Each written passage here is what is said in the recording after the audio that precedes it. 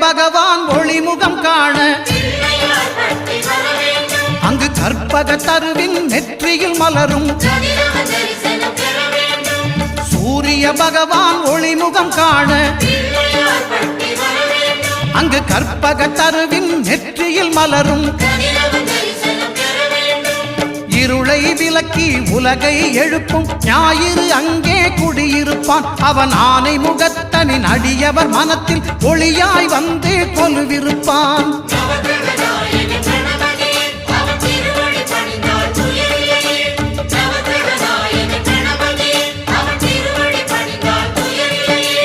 ஒன்பது கோளும் ஒன்றாய் காண